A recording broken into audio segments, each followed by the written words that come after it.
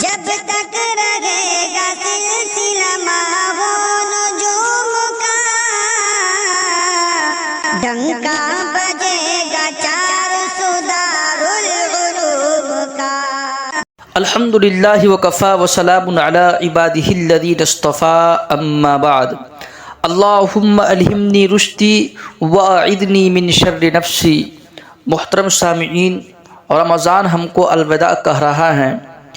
اس ماہ مبارک میں اللہ پاک نے جن لوگوں پر خاص انعام و فضل و کرم کیا ہے وہ قابل دید و قابل تحسین ہے۔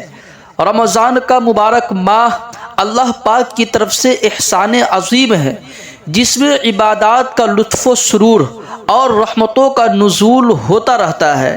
اس مبارک ماہ کے اختتام پر اور شوال ماہ کے آغاز پر اللہ پاک نے مسلمانوں کے لیے ایک عظیم دن مقرر فرمایا ہے۔ عید الفطر کے نام سے جانا اور منایا جاتا ہے۔ عید الفطر مسلمانوں کی خوشی کا دن ہے۔ عید الفطر کی رات کو عرف عام میں چاند رات کہا جاتا ہے۔ چاند رات کو فرشتوں میں خوشی کے مارے دھوم مچ جاتی ہے اور اللہ رب العزت فرماتا ہے، بتاؤ مزدور اپنی مزدوری پوری کر چکے ہیں، اس کی جزا کیا ہونی چاہیے؟ وہ عرض کرتے ہیں اس کو پوری اجرت ملنی چاہیے۔ اللہ تعالیٰ فرماتے ہیں، اے فرشتوں تم گواہ رہو، میں نے محمد صلی اللہ علیہ وسلم کی امت کے روزے داروں کو بخش دیا اور ان کے لیے جنت واجب کر دی۔ اسی لیے یہ رات لیلۃ الجائزہ یعنی انعام کی رات سے بھی مشہور ہے۔ ذرا غور کرے، ہم میں سے کتنے ہیں جو اس رات میں پوری مزدوری ضائع کر دیتے ہیں؟ حدیث پاک میں آپ صلی اللہ علیہ وسلم نے ارشاد فرمایا، جو شخص دونوں عیدوں یعنی عید الفطر اور عید الاضحیٰ کی راتوں کو شب بیداری کرے گا نیک نیتی اور ثواب کے ساتھ، اخلاص کے ساتھ، تو اس بندے کا دل نہیں مرے گا جس دن اوروں کے دل مر جائیں گے۔ اللہ تعالیٰ فرماتے ہیں، اے فرشتوں تم گواہ رہو، ان کے رمضان کے روزے اور نمازوں کی وجہ سے میں اپنے بندے سے خوش ہو گیا ہوں اور ان کو بخش دیا ہوں۔ وہ فرماتے ہیں، اے میرے بندو تم مجھ سے مانگو، میں اپنی عزت و جلال کی قسم کھا کر کہتا ہوں اس اجتماع میں دنیا و آخرت کی جو کچھ بھلائی مجھ سے مانگو گے میں دے دوں گا اور تمہارا خصوصی خیال رکھوں گا، اور جب تک میری ناراضی سے ڈرتے رہو گے تمہاری خطاؤں اور لغزشوں سے درگزر کرتا رہوں گا، اور مجھے اپنی بزرگی اور عزت کی قسم ہے نہ تمہیں رسوا و ذلیل کروں گا اور نہ مجرمین کے سامنے تمہاری رسوائی ہونے دوں گا۔ تم سب کو میں نے معاف کر دیا، تم نے مجھے راضی کرنے کی کوشش کی، میں تم سے راضی ہو گیا۔ یہ اعلان اور انعام بخشش سن کر فرشتے جھوم اٹھتے ہیں اور مؤمنین کی کامیابی پر جشن مناتے ہیں۔ عید در حقیقت ان لوگوں کی ہے جنہوں نے رمضان المبارک کے روزے رکھے ہیں اور اس ماہ مبارک کی تمام عبادتیں ادا کر کے اپنے دامن مراد کو نیکیوں سے بھر لیا ہے اور امتحان میں کامیاب ہو گئے ہیں۔ یہ عید ان لوگوں کی نہیں جنہوں نے اس ماہ کو غفلت اور بے پرواہی میں ضائع کر دیا اور امتحان میں ناکام ہو گئے ہیں۔ کسی نے سچ کہا ہے، لیس العید لمن لبس الجدید انما العید لمن خاف الوعید۔ عید اس شخص کی نہیں جس نے نئے اور زرق برق لباس پہن لیے، عید اس کی ہے جو اللہ کی وعید سے ڈر گیا، یعنی رمضان المبارک کے روزے رکھ کر متقی اور پرہیزگار بن گیا اور ایفائے عہد و ذمہ داری کے امتحان میں کامیاب ہو گیا۔ ہماری عید کا یہ روز بےہودگی، بے مقصدیت اور شہوت پرستی کے لیے آزاد ہو جانے کا دن نہیں ہے، جیسا کہ بعض قوموں اور ملکوں کا وتیرہ رہا ہے کہ ان کی عید شہوت اور لذت پرستی کا نام ہے۔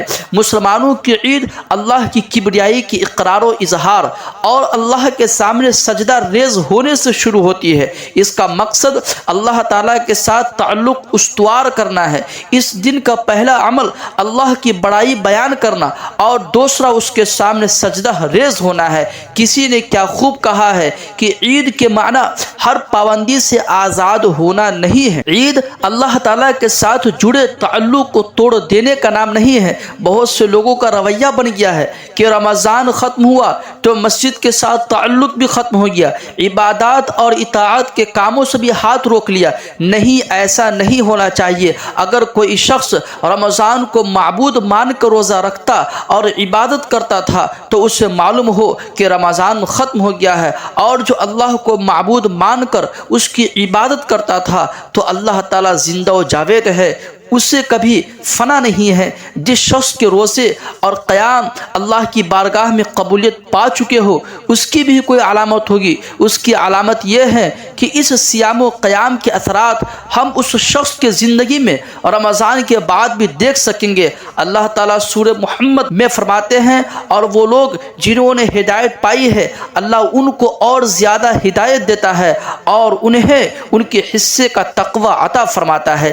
عید کی مسرت اور خوشی یقیناً ان لوگوں کو زیادہ ہوگی جنہوں نے روزوں کا احترام کیا اور قیام اللیل کیا۔ اللہ والے عید کے دن بھی آنسو بہاتے ہیں اور رب کو مناتے ہیں۔ ایک مرتبہ عید کے دن لوگ خلیفہ ثانی امیر المؤمنین حضرت عمر فاروق رضی اللہ عنہ کے کاشان خلافت پر حاضر ہوئے تو کیا دیکھا کہ آپ دروازہ بند کر کے زار و قطار رو رہے ہیں۔ لوگوں نے تعجب سے عرض کیا، یا امیر المؤمنین، آج تو عید کا دن ہے، آج تو شادمانی و مسرت اور خوشی منانے کا دن ہے، یہ خوشی کی جگہ رونا کیسا؟